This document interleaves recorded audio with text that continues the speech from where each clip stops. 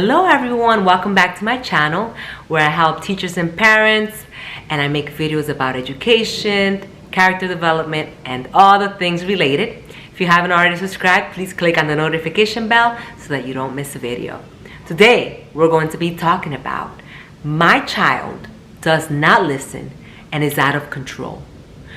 I receive a lot of emails from you guys, a lot of different scenarios from YouTube, from my private community, Bloom Sisters, and today I'm going to be sharing with you a sample scenario that I think a lot of you may relate to, and it's going to be a long one, but if you could bear with me, there's so much to learn from this scenario.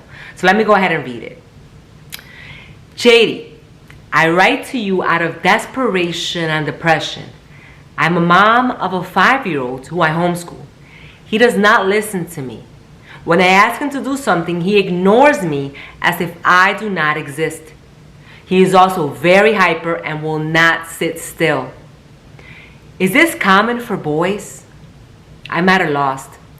Every play date is ruined.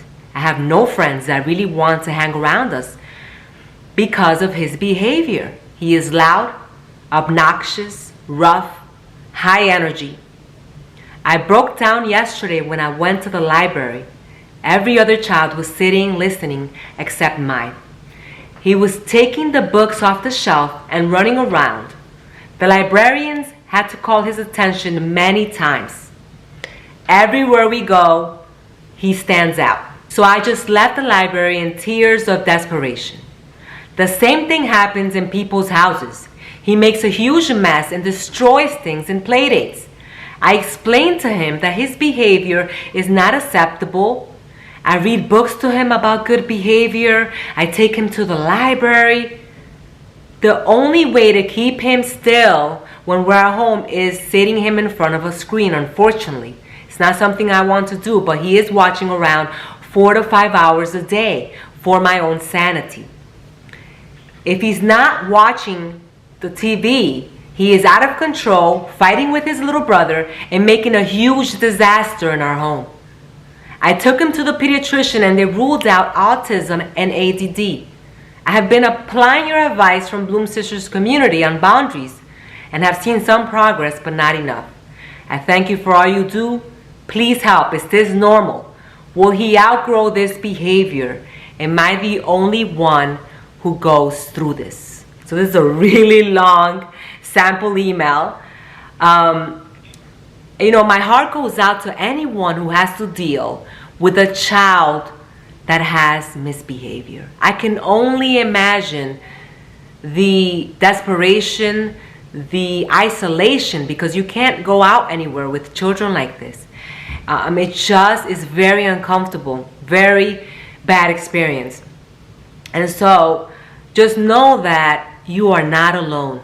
If you are going through this, you're not alone. There are so many parents who battle with this same type of behavior. It is not a boy thing, and they will not outgrow it. It will only get worse as they get older. So today, I'm going to be offering some advice that I think will help. So the first thing is you want to start the child off on a schedule. Children thrive on schedules. They need to have a routine. A predictable schedule will give them structure and a sense of security. So have an early bedtime of no later than 9 p.m. Have an early wake-up time, no later than 8 a.m. Have around the same lunchtime. Have your school time around the same time. Children's brains really work well with routines. And in fact, if you do school at the same time every day, the brain associates learning with that time. It's really important to have a routine established for your family, whatever it is. First thing, have a routine. The second thing is, as hard as it's going to be, you need to limit screens. As I mentioned in the video, in the scenario, that mom is having a child in front of a screen 4 to 5 hours a day. I am going to recommend that you don't have children watch screens for more than an hour a day. It's going to sound brutal at first, but you're going to get good results. You know, screens really have a negative effect on attention, on behavior, on many aspects of child development. So it's really important that you really limit screens to no more than an hour a day. And if you can, push it to the weekend, like we do Friday, Saturday, and Sunday. Children tend to start depending on screens for relaxation, for feeling better, for even self-regulation. They start creating bonds with screens. So it's really important that you limit screens.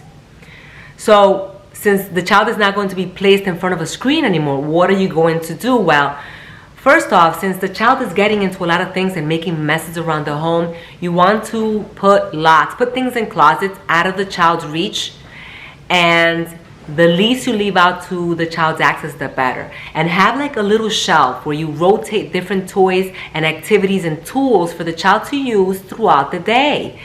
And this is going to be where the child can build open-ended toys such as blocks and magnet-tiles, animals, cars, whatever the child is really into. You have to assess to see what they are into. So I have schedule, limit screens. Now we're going to talk about boundaries and consequences. You mentioned your child not listening to you when you talk. Children need to understand the concept of cause and effect, and that their actions have consequences. So set some basic rules in your home and then have consistent consequences that you apply, whether it's a timeout, whether it's a logical consequence.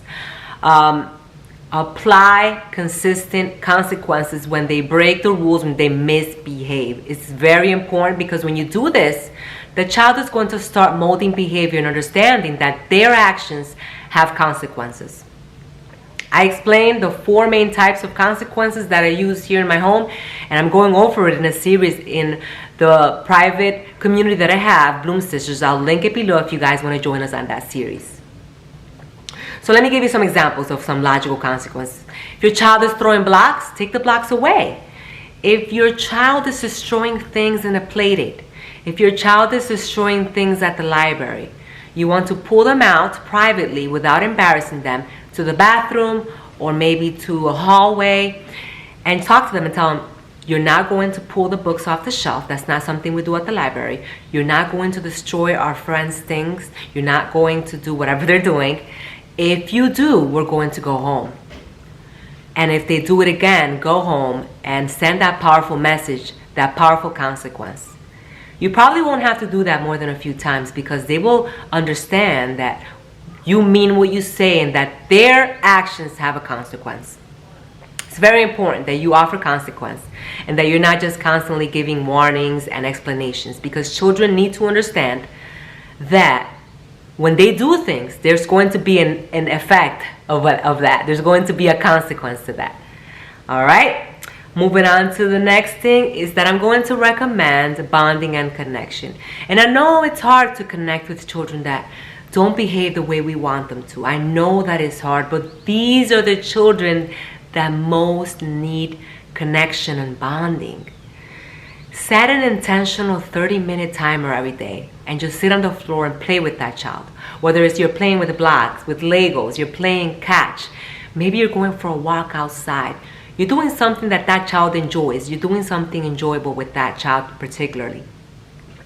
When you have a bond and connection with children, you are of high influence, and they are more likely to listen to you and to want to follow your instructions because they have that bond and connection with you.